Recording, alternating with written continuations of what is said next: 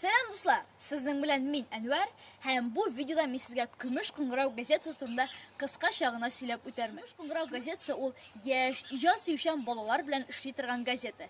Bu gazetega men ışraqlı rəvişdə gına kilip iləkdim. Çünki men uzgan yılın yaz aylarında özümün Instagram bitimini alıp bara başlagan idim. Hem günlerden bir günni mena Kümüş Kungurau redaksiyasına Liliya apa yazdı.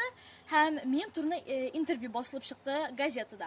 Şundan sonra mena Liliya apa türlü işler berip turdu. Hem men tez arada türlü yazmalar yazıp bu redaksiyaga jiberdim. Hamalar gazetede basılıp çıktılar. Bu gazete mena нәрсәсе белән ошыйсың? Беренчедән, монда әйдәп баручы эшләр бик тырыш, уңган, позитив, укучылар белән эшли беләләр һәм беркайчан да ачуланмыйлар.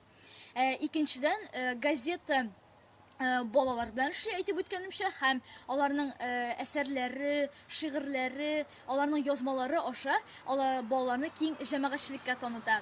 Hem şunu da әйтеп үтәргә кирәк, быел газетага 25 яшь, һәм икенче тапкыр аларда Шәүкәт Галиев исемендәге әдәби-иҗтимагый премия үтте.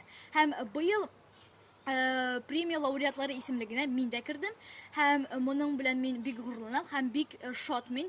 Моның өчен Лилия апайга, Кümüş Kungurau газетасына бик зур рәхмәт итәм.